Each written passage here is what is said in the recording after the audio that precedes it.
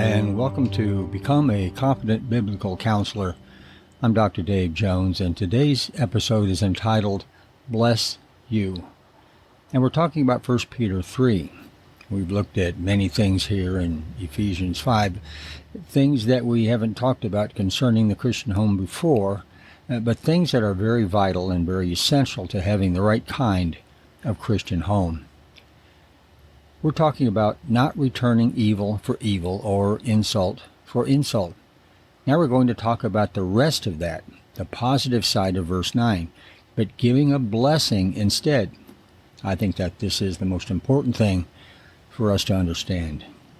A blessing is not what a lot of people have turned that good word into in our day. I've heard people say, I'll bless him all right.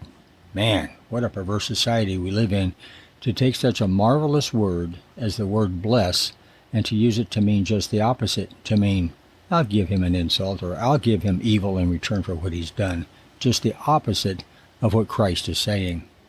Nope. What does the word blessing mean? Giving a blessing to somebody who has done evil to you, to a wife who's done evil to you, to a husband who's insulted you. How do you give a blessing instead? And what is this blessing anyway? The word blessing, of course, means something that you do for another person that's positive and good and wonderful. To speak a word that's good to the other person. Actually, though, there's a deeper meaning than that, too. In all the passages in which we read the words of Christ about returning blessing for doing evil and that kind of thing in the Gospels, we read sometimes the word blessing and sometimes the word praying. Praying for those who despitefully use you, and that kind of thing, you see. Pray for those who have wronged you. So the blessing really has two aspects. It is praying that God will do good for the person who has done evil toward us, while it is also saying something good to the person himself. So it has a Godward aspect, and it has a manward aspect. Our words and our attitudes are both included then. We say something kind instead of the insult that we leveled against us. We say something kind to the person who has insulted us. And we think toward God as we pray to God, Lord, help this person. Obviously, there's something wrong in his or her life that needs help. And in the home, what a difference it would make if we did return that kind of blessing instead of insult when we are insulted or when someone who has done us evil. Your wife does something wrong to you. Your husband does something wrong to you. Instead of getting all furious about it, instead of focusing upon what has happened to you, if you put his or her interests first, as we were saying humility means back in verse 8, then what you will do is focus on the other party rather than focus on yourself. Here's my wife doing something wrong to me. There must be some real problem in her life. There must be some real need in her life. There must be something going on in her life that really, really needs to get squared away. I better speak exceptionally kindly to her today if she's that way. And Lord, will you help her out? There's something wrong with her when she acts this way toward me. You see, that's the kind of thing that Jesus is talking about and Peter is talking about when they talk about giving a blessing instead. In other words, asking God to help the person and do good for the person and saying something kind and sweet, a soft answer to the other party. In Romans 12, where we have an echo of this sort of thing, we have a very interesting additional comment that's made.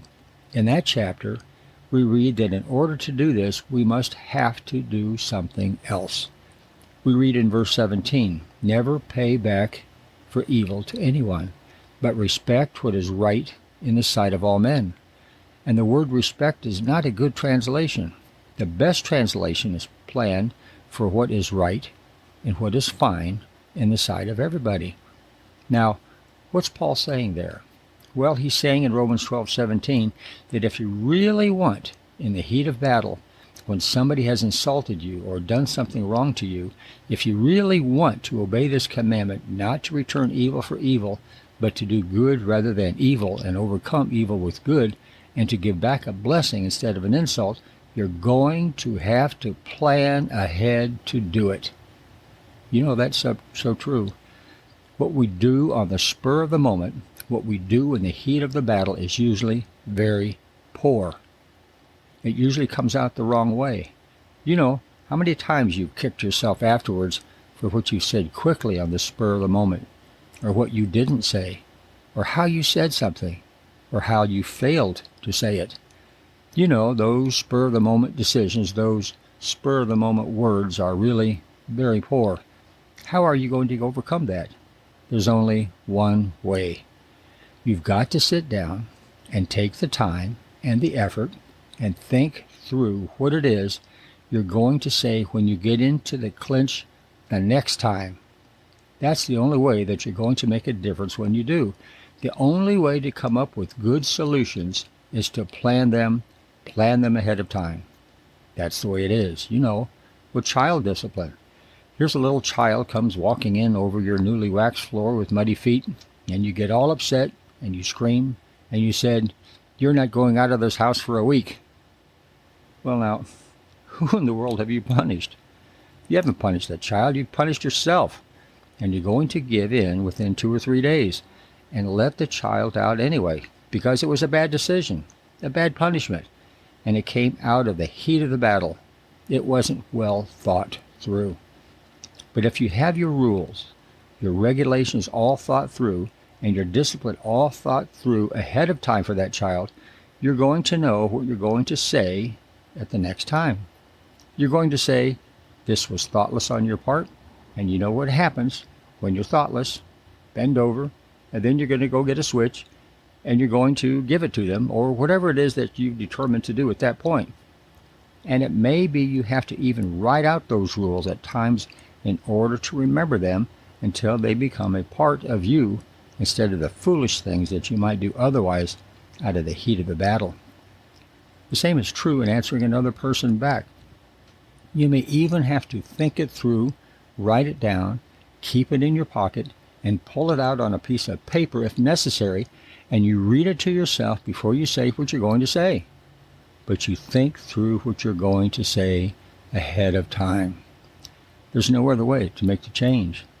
Because at that time, when the emotions ride high, when your anger flares up, when you respond emotionally in such a violent way, violent things are going to come out, unless you know how to respond differently. But you know, you won't even begin to have the violent emotion anymore if you begin to think this way, and you begin to do things, you begin to focus on the other person rather than the hurts that have been centered toward you. And you say there's something wrong with that person. There's something wrong in that situation, and there's something wrong there. What can I do to be a blessing in it? And ask God to bless that other party. And then try to say something kind and conciliatory or loving to the other party, realizing there's something wrong there. It's going to make a tremendous difference in the relationships at home. All right, wife, you're listening at home right now. Your husband's going to come home tonight. Maybe he'll come in out of all that traffic and all that fuss and fuming that he's had to do on the way home, or that he hasn't had to do, but it's done. And then you're ready to get your head bit off the minute you open your mouth. All right? What are you going to do if he bites your head off? What are you going to do if he says some nasty word? Or husbands, when you come home tonight, your wife's had a rough day with the kids. Maybe she's had her period, just came yesterday and got all kinds of problems from that. And you got all kinds of difficulties. And you're going to walk into that house like going into a lion's den. And what's she going to do? She's going to growl at you like a lion? How are you going to respond? You think it through in traffic coming home tonight. Instead of getting all upset, you think about how you're going to respond to her, and you have something ready and nice to say. Hey, it would be great if both of you did that, if you're both listening in and nobody said anything wrong, because you've been concentrating on how to say something nice. And you know, the more you do it, that's exactly what's going to start happening when both parties start doing it in the home. One of the additional things that's true in a discourse like this is that we get into habits of responding. We get involved with the triggering mechanisms that cause us just to blow up. Well, the way to overcome that, the way to change the way in which you are responding is to rehearse. You know what you anticipate that he or she's going to say, you rehearse if they do that. The important thing to understand, too, is don't be so concerned how your spouse is supposed to respond. You concentrate on you. You shouldn't say, well, if I do this, he's still going to do that. He's still going to complain. He's still going to do on and on and on. Doesn't matter. You do what you should do. So many times we'll say, I'm not going to do that because if I do that, he's going to do that or she's going to do that. That's not the point.